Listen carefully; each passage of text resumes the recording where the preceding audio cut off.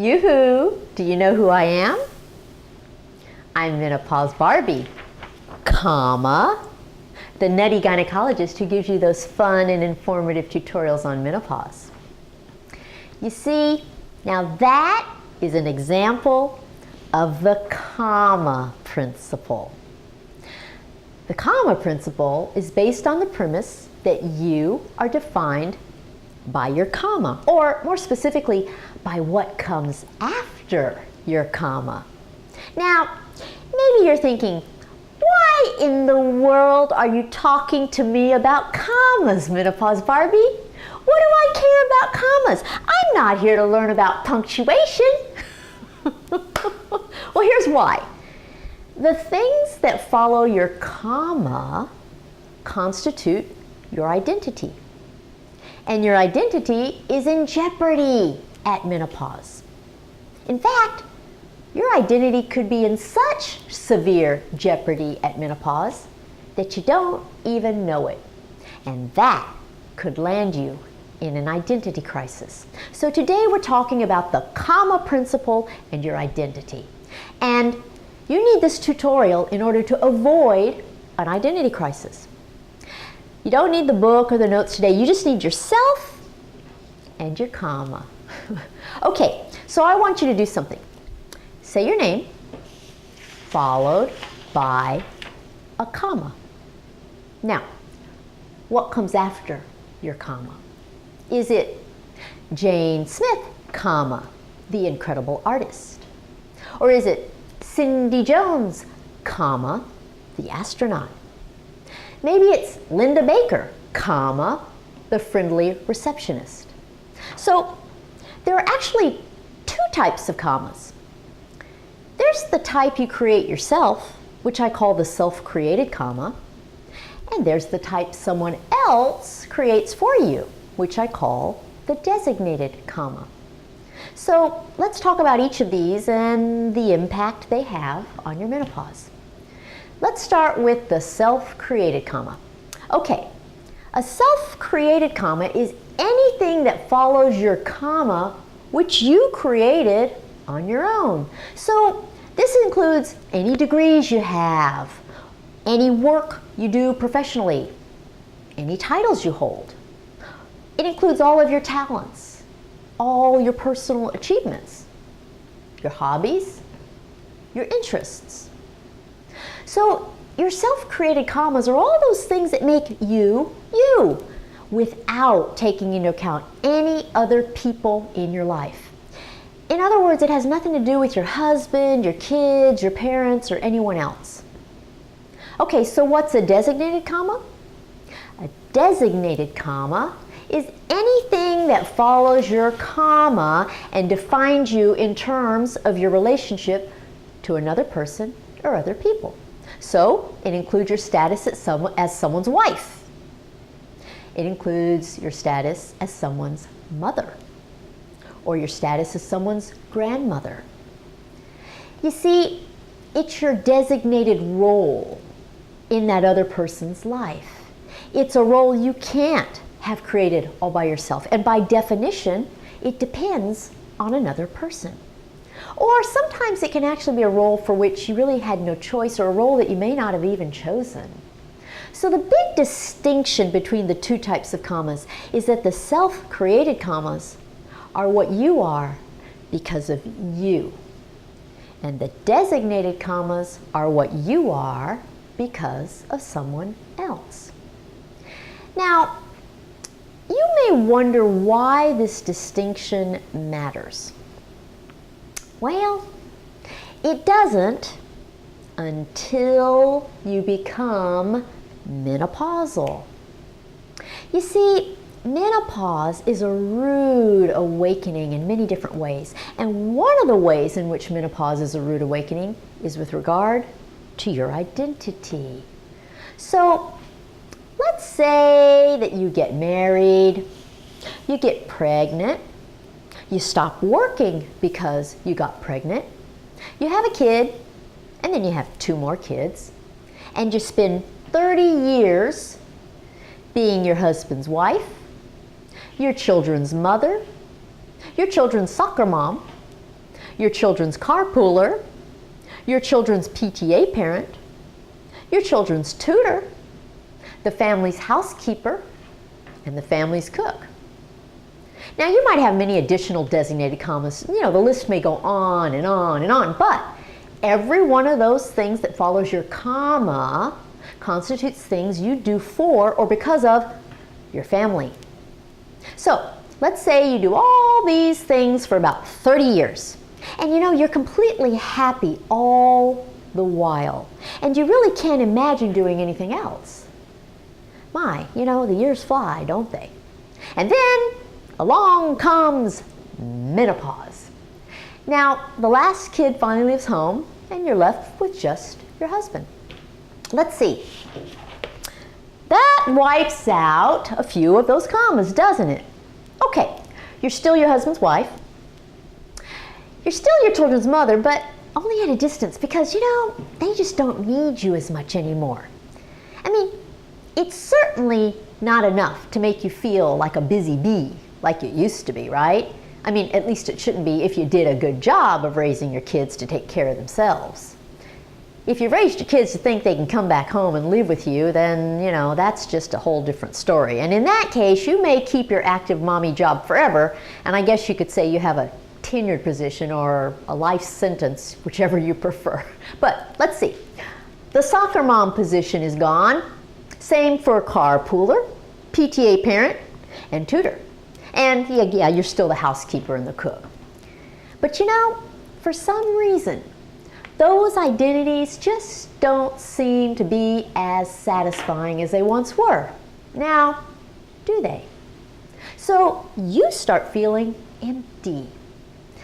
You just don't have enough after your comma to be fulfilled. And when your identity, according to the comma principle, shifts to those designated things that you no longer find very appealing or fulfilling, you can have an identity crisis.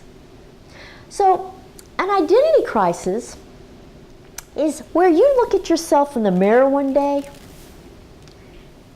and you say, who am I? In other words, what follows my comma?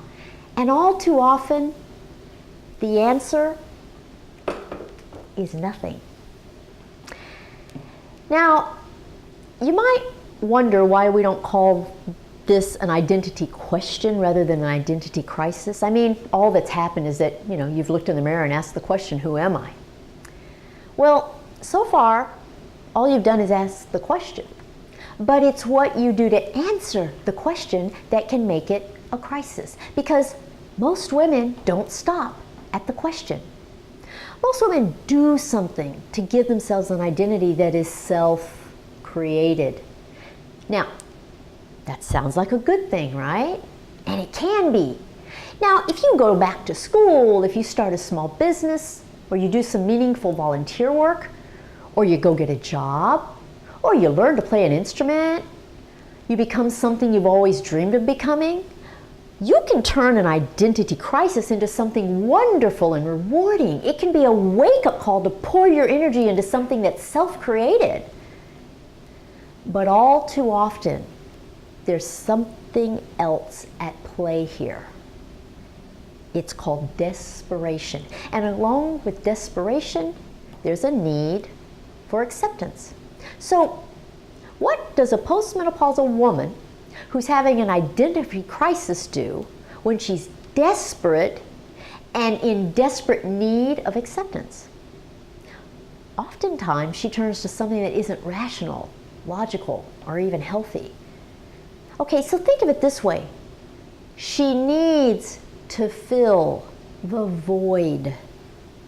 And she wants to be sure that the thing with which she fills it, the thing that she puts after a comma, will not reject her. When you fill a void, you don't want to be rejected. So remember now, she hasn't been in the workforce for 30 years. And she hasn't spent any time developing her own interests. She hasn't continued to practice things that take time, like studying. And she may not possess any skills other than those required to be a wife and mother. And she might even actually have low self-esteem.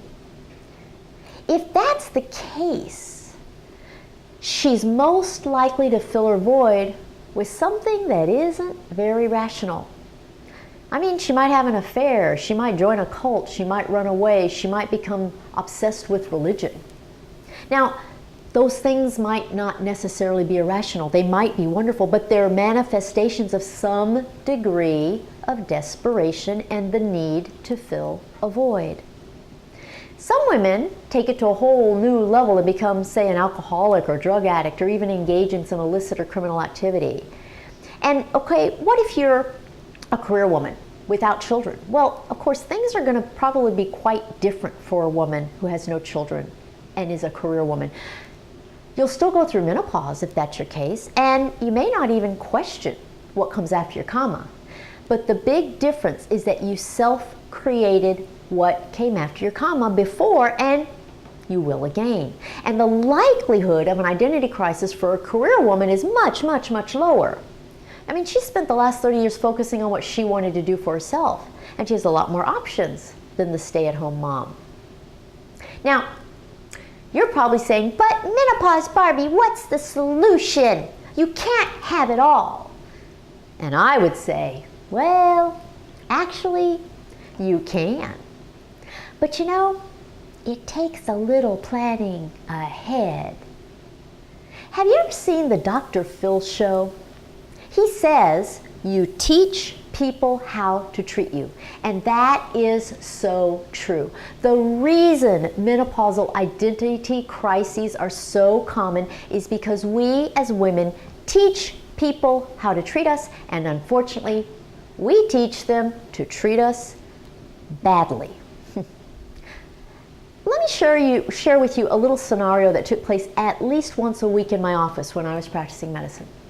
So I'd have an obstetrics patient whose baby I had delivered a year or two before, or maybe I'd have delivered more than one baby for her. And inevitably, this scenario happened after the second child for just about every woman.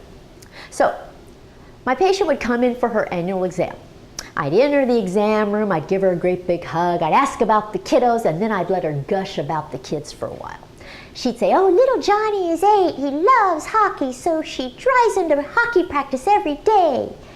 And little Kathy, she's 6, and she's into horseback riding, and she takes her to the stables 3 times a week, even though it's 2 hours away. And little Charlie, he's a real golfer. He's 3. And she makes sure he gets to play goofy golf at the amusement park every other day, or else he has a fit. Oh, and she takes fresh lunch out to the school every day because the school food might have preservatives in it.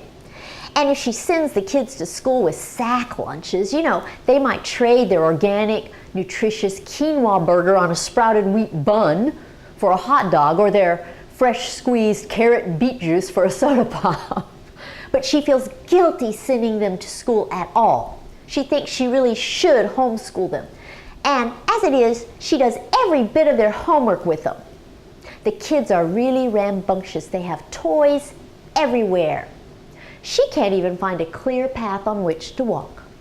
She knows that she should make them clean up after themselves, but she just does it for them. Besides, they just love their video games so much that she hates to interfere with their fun. So, then I'd ask her how she was feeling physically. And she'd say, well, I'm tired a lot. I wonder if I'm anemic. Can we check my blood count, Dr. Taylor? And I'd say, well, of course we can check your blood count, no problem.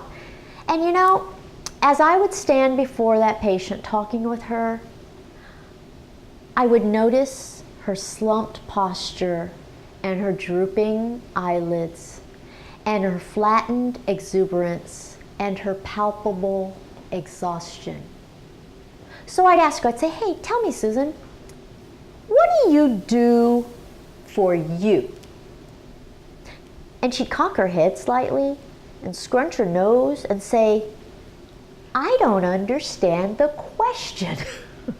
So I'd ask again, well, you've told me what you do for the kids, and what I want to know is, what do you do for yourself?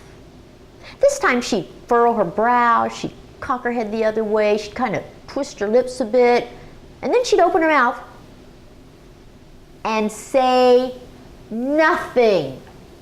And that's because she was so busy doing things for everybody else that she couldn't think of a single thing she did for herself. Well, you know, if you do that long enough, you teach your family to treat you like a servant. And before long, you have no choice but to remain a servant, because that's what comes after your comma. So I'd say to my patient, look, you deserve to have time for yourself. And if you don't train your family to expect and support your need for selfish time, you'll forfeit the opportunity forever. It doesn't matter what you do with your personal time, but it needs to be regular and frequent.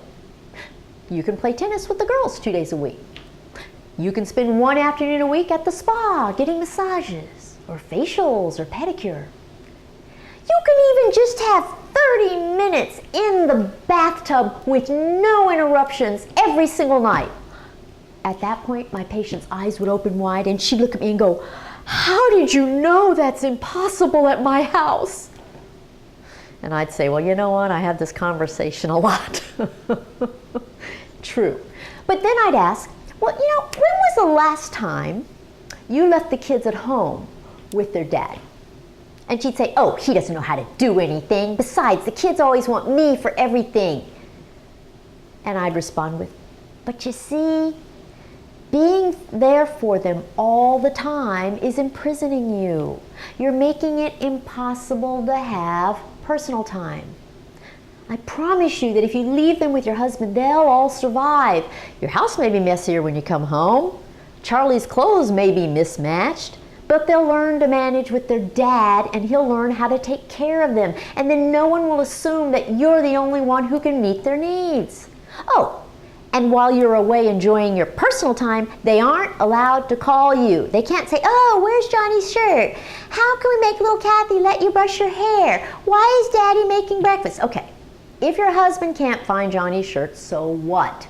If he can't make pancakes, they can go eat Egg McMuffins. But I promise you this, you will be a much happier woman, a better wife, and a better mother because of it. And your kids will grow up to be much better adjusted. And then I would ask my patient, when was the last time you and your husband went on a date? I mean, a real date. And my patient would say, you mean without the kids? And of course, you know, that said it all. So I'd say, you need to have date night, one night a week, without fail. Go do something you used to do before you had kids. Go to a movie, go get a room, go have sex in the car, go dancing. And when you're out on your date, you can't even mention the kids. Not once. You know, my poor patients, they had to put up with so much advice from me. But you know what? They still loved me, and inevitably all the labs came back normal. So the message in all this is, please, please, always take time to do something for yourself, no matter what your age. You deserve it. You know how the flight attendant instructs you to put the oxygen mask on yourself before helping others? Every time you get on a plane, they tell you this. Why do you think they tell you that? Well, it's because you aren't much help to others if you're suffocating. And the same thing goes for having selfish time away from your family. I promise you, you'll be much more effective wife, mother, and grandmother if you put the oxygen mask on yourself first and put something personal after your comma. It makes sense, right? And not only that, you'll enjoy your family a whole lot more if you teach them that you're entitled to some selfish time. So be sure to put something after your comma that you created. It will give you self-esteem. It will help prevent a menopausal identity crisis. And you will be so much happier. You know, what you're seeing with these last few tutorials is that there's so much more to menopause than just plunging hormones and the symptoms they leave behind. It's all sorts of social issues too. Okay, so now I want you to go inform your family about all the personal time you'll be taking from now on. And then I will see you in a week Oh, and you need to consider your time with me personal time too. And that's because when you're with me, it's all about you. Tell everybody you're going to go take 2 days to come to my seminar, and go to my website menopausetailor.me to sign up for the seminar. And tell your family that they'll be on their own for their 2 days. I will be your oxygen mask. That's what this is about, giving yourself time. And like oxygen, my seminar will really save your life. Okay, that's it. I will see you at a seminar. Bye.